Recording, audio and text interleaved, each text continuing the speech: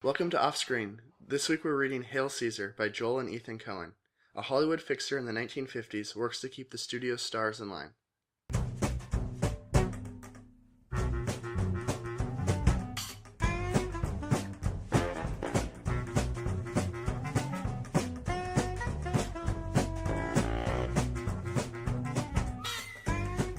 Well, what do we need to say about the Coen brothers? Gosh. I think they kind of need no introduction. Not to me, anyway. Not to anyone probably listening to this podcast. Yeah. Always a joy. These are, the Coens are among your favorite filmmakers, so I know you're pretty excited. Yeah. When we found this one. Well, just in case anyone doesn't know or isn't as familiar with the Coen brothers, it's worth saying that they've experimented with a lot of different genres. I would say on the whole, they focus sort of on dark humor, but they've dabbled in like gangster movies. You know, you've got more straightforward comedies, some that are sort of like Burn After Reading is sort of a thriller, also dark comedy though. Definitely. Kind of screwbally too, or farcical, I guess is a better word for it. No Country for Old Men is just like the driest kind of darkest movie, and there are things about it that are funny. I would say that the dark humor runs through all of their movies, yeah. And they apply it to different genres. Yeah, agreed. This particular movie, I don't know how to classify exactly. It's sort of a farce. It's kind of a farce, yeah. Very fast-paced, lots of characters, very, very silly. Oh, and I think it's also worth mentioning, not only does dark humor kind of run throughout all their movies, a lot of them have a pretty philosophical sort of... I don't want to say that they're genuinely philosophical, but they have philosophical themes. Is that bad to be genuine? Well, I mean, I think they're sort of poking fun at movies that are trying to be more serious and more lofty about these things. They're kind of tongue-in-cheek about it. You think? Yeah. Ethan Coen was a philosophy major in college. Yeah. At Princeton. I don't actually know for sure, but so. I believe you. Anyway, should I get to the summary?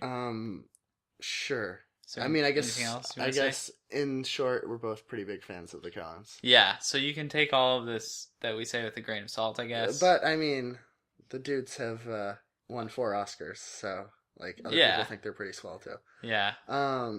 Get to the synopsis. Okay. Synopsis. Sorry. Okay.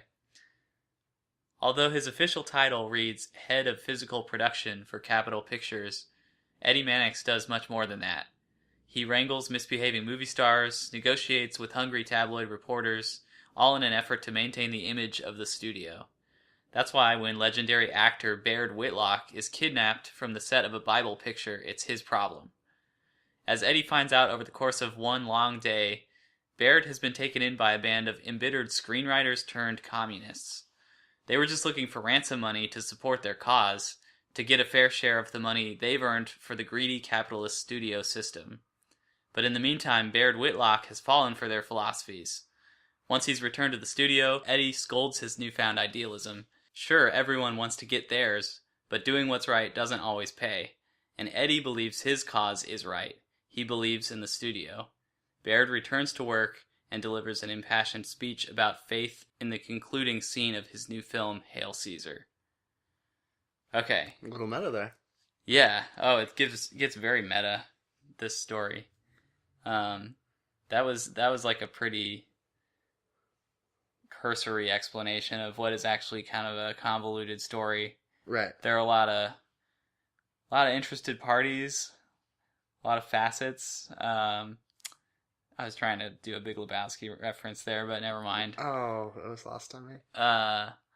Yeah, there are a lot of like little side characters. It's really just like a whirlwind of different movie sets and movie stars. Because a lot of it takes place on the studio lot where they're shooting a lot of these pictures. And those movies kind of weave in and out of the picture that we, the audience, are reading and seeing. Right. And another important point of the story that I didn't mention, but I would like to go back and stick in there is that throughout all of this whole kidnapping plot, as Eddie is trying to unravel it, he's also fielding an offer for like a really cushy corporate type job that would pay better, would be a lot less stressful for him, and he's got a family to support, and it shows him with his family just briefly, and it's clear that like he barely has time for his family. Hmm. So if he takes this job, he would have much better hours. He could It was see like his the kids dream more. job. Like, Yeah, yeah. But in the end, he doesn't take it. He still wants to work for the studio, and I think it's supposed to be suggested that he has some kind of principles in mind for about what he's doing. He thinks that it's important. right, or he values like his place within it. Right. Anyway, on the whole, what do you think? On the whole, I liked it. Yeah. They're just very readable writer. Like it flows so nicely. They kind of forego your typical like scene headings. Yeah. And they kind of just jump from location to location. Right, which is, I guess, also a benefit of directing your own films. Right. Um, But it kind of has the effect of making everything kind of flow yeah. smoothly together. Yeah, they don't adhere to the proper formatting at times, and for some reason this version that we have of the script is not even in Courier font. I don't know if that's how they actually did it or not. But anyway, it's Comics neither don't care here nor about there. Courier. Usually they write it in Courier, but at least the ones that I've read. But anyway, yeah, it had a nice flow. It was a pretty fast paced story. Yeah, and it's really funny, really quite funny. A lot of they're very visual writers, I'd say. Yeah. So that like most of the description lines would have really tangible actions, really tangible things that we see. There's some really nice language too. That Yeah. sounds it's a little exaggerated, I think. The way they talk, like, I don't think they say the word gams, but it's the kind of thing where they're like, the dame had nice gams, and like that kind of dialect, Sure, sure. The vocabulary for some of the characters is quite extensive too. Yeah. Where like the director would be talking to this like Western star who's just really dumb and can't say, not really dumb, just It's a very just thick Southern accent. just ineloquent, I guess. Yeah. He can't really get the lines out. That particular actor, his name is Hobie, and Eddie Mannix, the main character, kind of reels him into the kidnapping thing and kind of has him help track down Baird Whitlock. And it's Hobie who ends up actually finding him and retrieving him. Just by chance, right? Yeah, it kind of is. Yeah. It turns out that another actor from the studio is the one that's actually behind it all.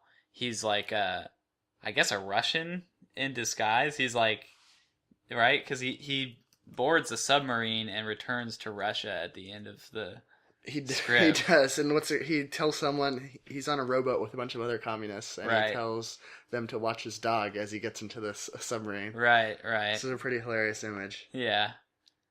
Anyway, I did want to mention too about this period. I feel like, the Coen brothers have done this period before a few times, and I think especially with this one because it's about film and it is very like self-reflexive kind of. Mm-hmm.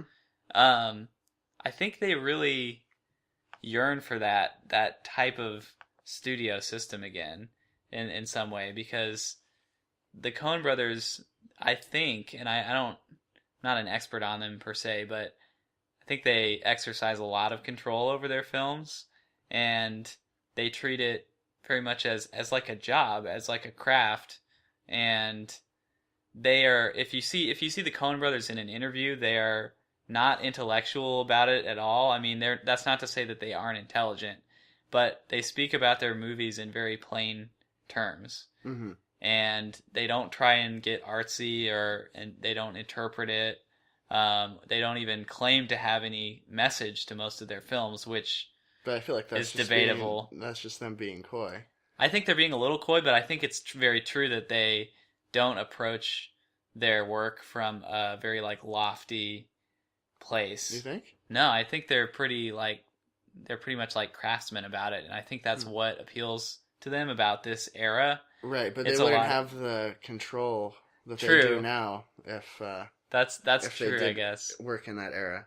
But I guess it would be like kind of a regimented. Right. That's kind of more, I think, what I had in mind. And you have these people that are really like tradesmen and tradeswomen too. Like the editor, they visit the editor of one of the pictures, who I think in the trailer is played by Frances McDormand, Joel Coen's wife, actually. Oh, really? Cool. But yeah, she's treating it like just any other Right, job. they It's crank like, 'em out. and it's much more of a physical labor at that time too, because she's literally cutting the film strips and taping them together. And I don't know, I think all of that is like very romantic to them. It seems to me, and I think that's part of what they're trying to say with this movie a little bit too. But anyway, I'll get to that again. Is there anything curious. is there anything we don't like about it? First, to be fair, you gotta show both sides here. The ending really elevated it for me, and before that, I feel like there wasn't a lot of build to it necessarily. Mm-hmm. It was kind of just lumbering along. Yeah, I did feel like it wasn't that like we didn't see where it was going. Yeah, the tension wasn't really building. It was there. There was tension, but it was kind of flat. But we were on like page 80, and it wasn't clear how it was going to resolve or what conflict was going to emerge. I don't think that's problematic. I think it's necessarily, because it ended up working out in the long run. And we're still getting new information throughout. Yeah. But also, yeah, when George Clooney is I keep saying George Clooney, it's Baird Whitlock is the character, but when he's kidnapped, there were several scenes where nothing really progressed. It was just more of these people showing up to meet like to have their communist meeting. Like they did that a few times, which is a bit of a flaw in my opinion, or that's you shouldn't do that. It's repetitive, maybe. Yeah, nothing's developing. That was not great. I understand they needed to like let some other things play out. Right, so they wanted they wanted more of the stuff at the house in Malibu to intercut with the other stuff. Yeah, perhaps. and at least in the first one, it was very mysterious, and that was good. Mm-hmm. We don't know who these guys are; they're just showing up. There were almost too many characters. Almost.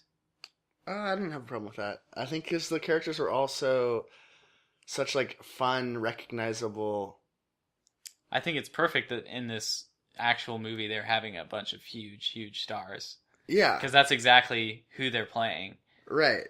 They're playing huge stars, and what happens to them are like the kind of like the stereotypical, this starlet needs to go to rehab. This starlet got pregnant, but she's not married. What are we gonna do? Right. To avoid a scandal. So here's what I wrote about what I thought the story is kind of about. Okay. First let me say one of the things I like about the Coen Brothers movies is they really get me thinking about difficult things or contradictory things, which don't necessarily resolve. And I think that's kind of smart, and that's more real. It feels more real to me.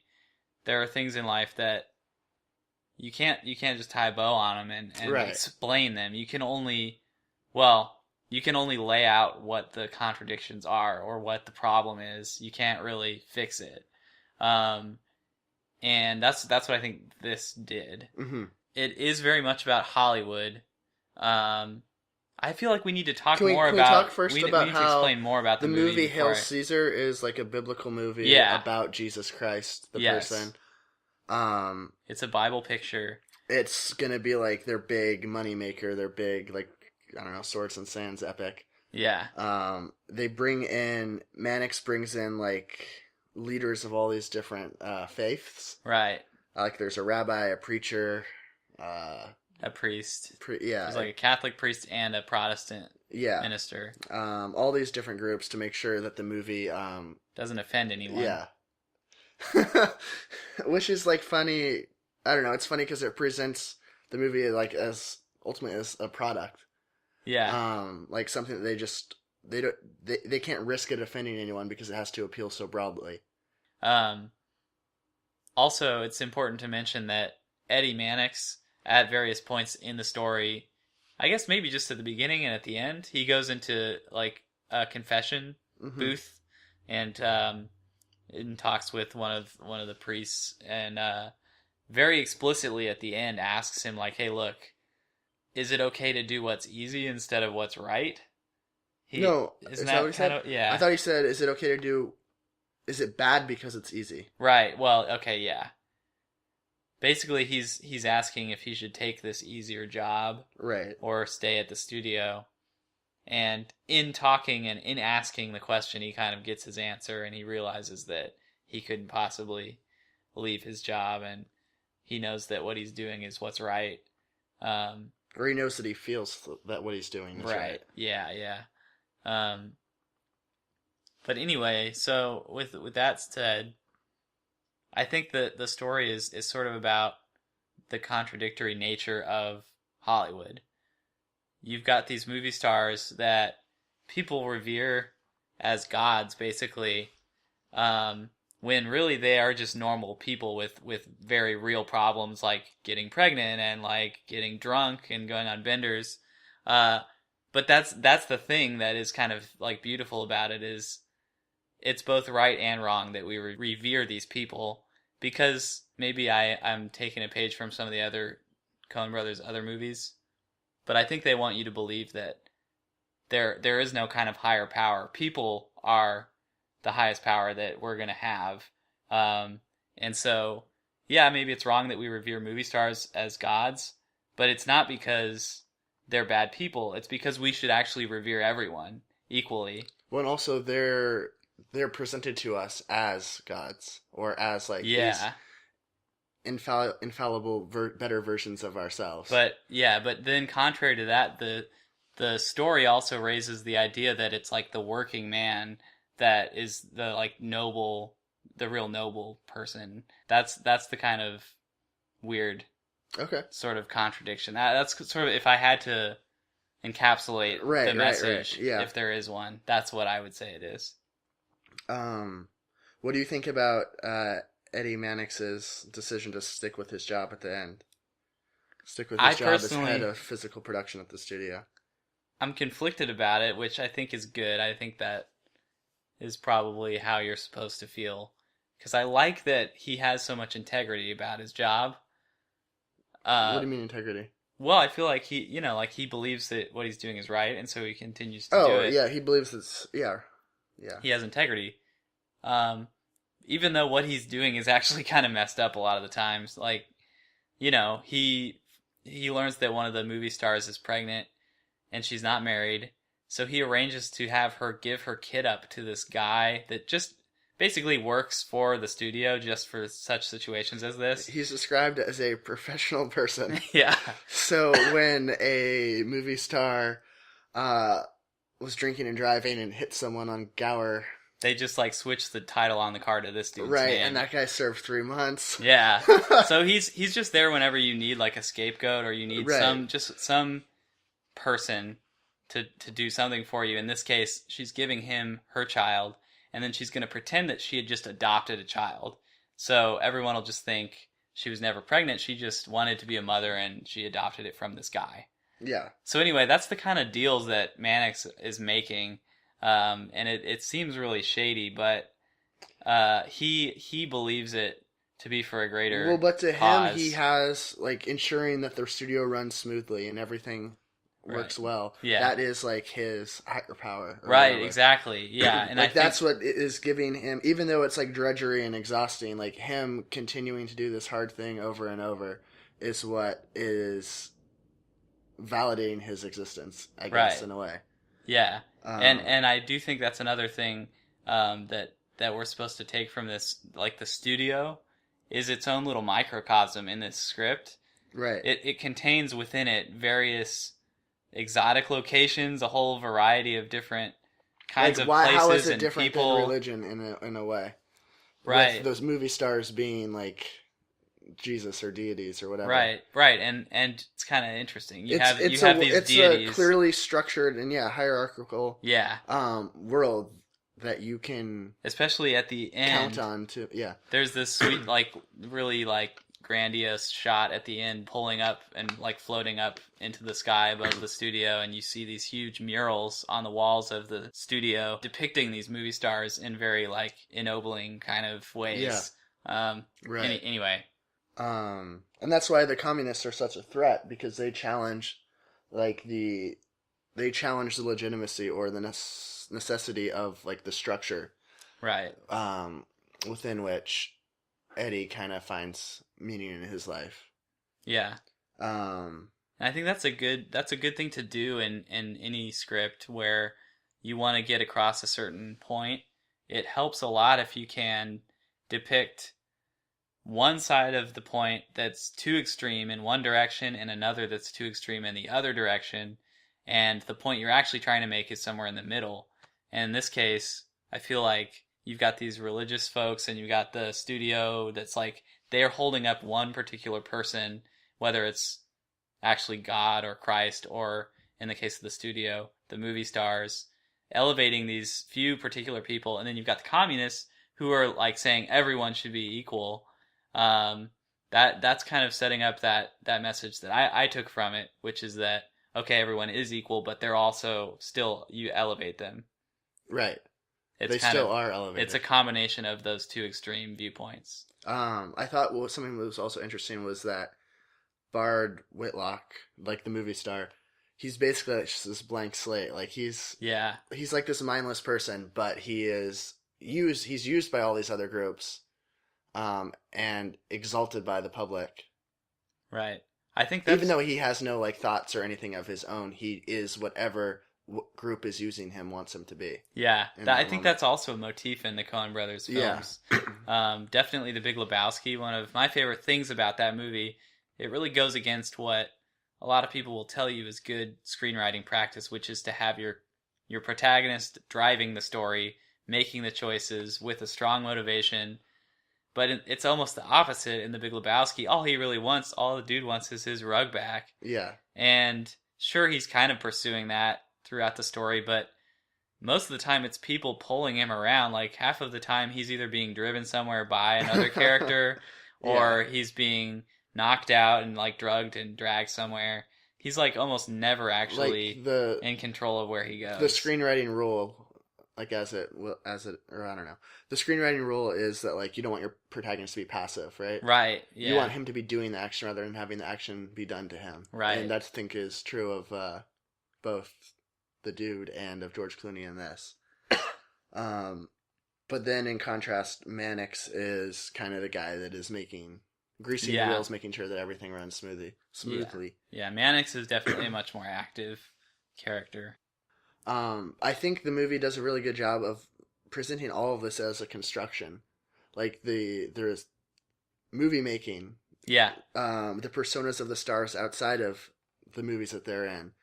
Religion, like all of this is something that is created by man to present something to present an idea or something to other people. They also make a point several times when you're seeing them film a scene for a movie, it'll cut away to a different point of view, like from the actors looking out into the studio, where the set suddenly cuts off and it's just like a warehouse. Right. You see the lights from the other side and it's just like glaring and you can't really see anything. Kind of reveling in the artifice of it. Yeah, or like the mermaid movie, they're diving underwater and suddenly all the music gets really muffled. And all these little hints that just remind you like all of this is fake. Yeah. I don't know what else. That guy who decides to put Dobie in the... Is that his name? I forget. Is that what I said? Hobie. I think it's Hobie. It's Hobie. The studio head who decides to put Hobie in this... Who I think is worth noting is who only appears... He probably never appears on screen. That was going to be my point. Yeah, go ahead. Yeah. So this guy who is supposedly in charge of everything, basically, we never see him. He's only ever on the phone, only once. He's in New York while everyone else is in LA. Right.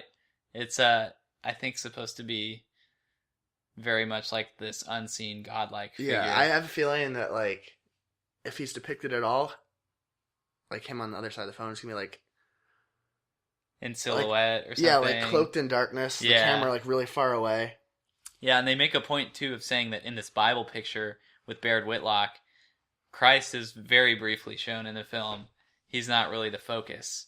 When they do show him, it's just like a very fleeting glimpse. And so, yeah, it's like a very similar device that they're using.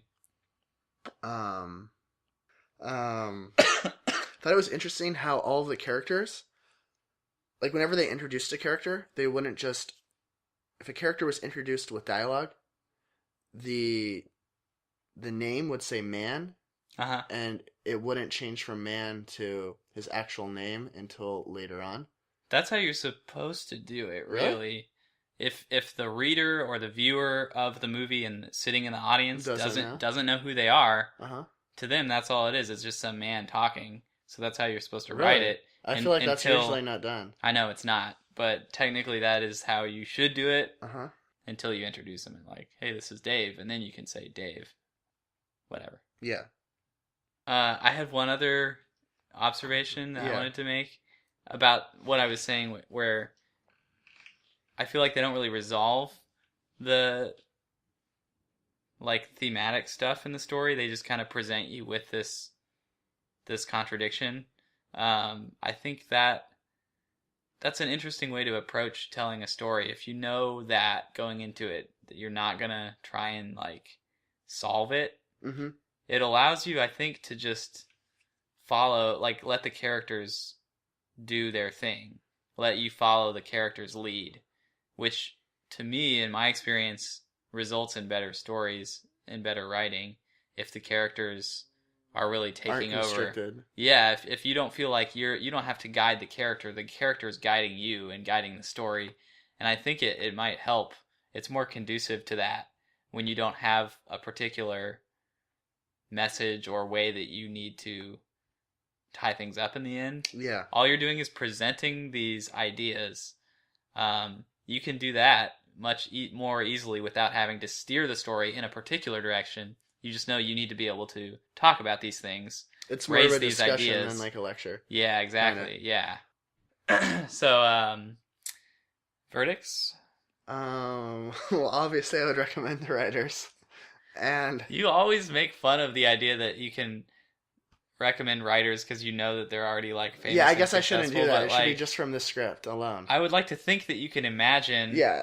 For the sake of the podcast, pretend that you don't know who the Coen brothers are. Yeah. Well, I guess I did that in the case of Bone Tomahawk, where I've read other screenplays by that guy that are quite good, and we weren't fans of that one. But it just, and I don't think I recommend. I guess I did that. I don't know. What did I say with Joss Whedon? I don't. Like remember. I didn't like that movie, that screenplay at all. Yeah, I think he probably at least considered or maybe passed. Yeah. Well, I mean, from this screenplay, I would give both recommends, screenplay and author. Yeah. This wasn't like my favorite one that we've read, but I think it is like one of the better ones. I agree. And their proficiency at writers is pretty self-evident, I think. Yeah. Just in like the mannerisms of the characters or their gestures or like kind of how they speak, like their speech patterns. Yeah. I don't know. So what would you say? Oh yeah, I would recommend the script and I would recommend the writers. Yeah.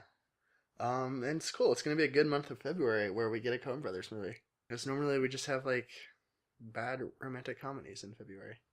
Yeah, that's true. Or like bad horror movies that are counter-programming. Is that what they call it? I didn't know that. Yeah. All right. We just want to say you can find us on iTunes. You can find us on the interweb at ospodcast.com. We're on Twitter at ospodcast. Is that everything? Oh, and the email. You can email us at info@ospodcast.com. Also, all of the scripts that we've read and the script for next week are on the website. And there was this guy named Andrew who wrote us an iTunes review, and it was pretty rad. Well, we don't need to keep... I mean, shout him out a second time. Cool. It was cool, but... It was kind of cool. That's there forever. But yeah, iTunes reviews are always welcome. Yeah. Anyway, so next week, we're going to read a script. We don't have a logline for this script, but it's called Doors of Perception, and it's by Paul Schrader, who is like a somewhat legendary screenwriter. He did Taxi Driver. This is a script that never got made that he wrote, which is apparently about drugs, hallucinogenic drugs. So we'll see how that goes. But the script is up on the website now if you're listening to this, so you can check it out. Cool. Sounds Done? good. Till next week. Okay.